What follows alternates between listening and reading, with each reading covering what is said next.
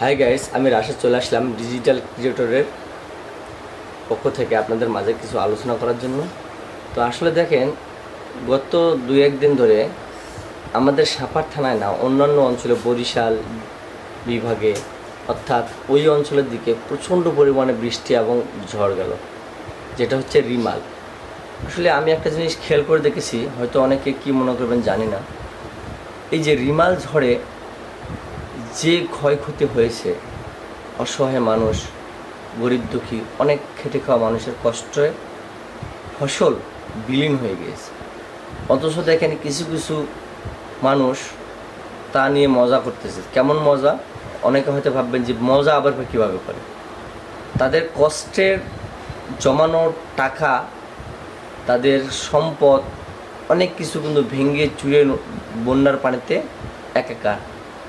তাদের কষ্ট আহ্বানে দেখে খুব নিজেকেই আপসেট মনে হয়, যে অনেক কষ্ট পাই, যে ইস, আল্লাহ তাআলা আমাদেরকে কত সুখে রেখেছেন।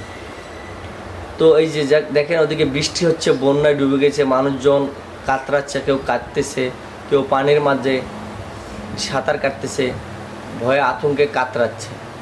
তো অনেকে সোশ্যাল মিডিয়ায় অনেকে মজা নিচ্ছে। সে কেউ ছাতা ধরে, সংবাদ মাধ্যম, গণমাধ্যম কর্মী, কেউ ছাতা ধরে ছাতা উড়ে চলে যাচ্ছে, তারপরেও ভিডিও করতেছে। আবার কেউ টিকটকের মাধ্যমে, কেউ রিলসের মাধ্যমে মজা নিচ্ছে। না ভাই, এটা মজা নেওয়ার বিষয় না।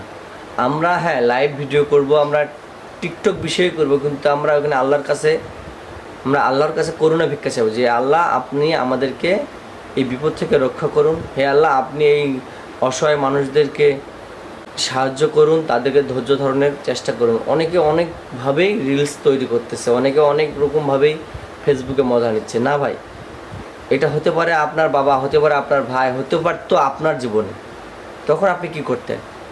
তো আমরা নিজ নিজ জায়গা থেকে তাদের পাশে কিভাবে দাঁড়াবো, কি করলে ভালো হয়, দয়া করে আমরা যে সাহায্য করব। কিন্তু আমরা দূর দূরান্তের মানুষ, আমরা তো পারতেছি না।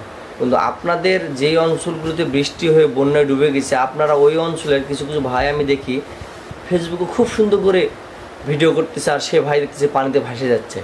আবার কেউ কেউ আবার সাহায্য করতে যাচ্ছে, ভালো কথা, যান, মন থেকে সাহায্য করেন।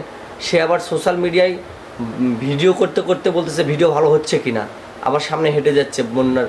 তাহলে বোঝা যাচ্ছে সে সাহায্য করার নামে তার ভিডিওটা বানিয়ে ফেলতেছে। এটা না, যারা সাহায্য করে তারা অনেকেই গোপনভাবেই সাহায্য করার চেষ্টা করে। তো আমরা তাদের কষ্ট দেখে মজা নিব না, তাদের বিপদে আমরা পাশে দাঁড়াবো।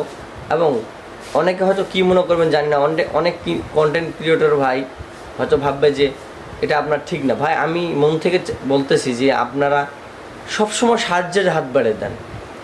আমিও কিছু কিছু রিলস শেয়ার করছি, সেই রিলসগুলোতে আমি কীভাবে কী প্রেজেন্ট করছি আপনারা দেখবেন। এবং তারা তাদের মতো ছেড়েছে, কিন্তু আমি ভাই তাদের মতো না। আমি আল্লাহর কাছে শুকরিয়া আদায় করছি, আল্লাহর কাছে আমি চাইছি যে হে আল্লাহ, আপনি তাদেরকে বিপদ থেকে রক্ষা করুন। তো আসলে বর্ষা সমেত বর্ষা নাও আসতে পারে, আল্লাহ কখন বিপদ দিবে বলা যাবে না।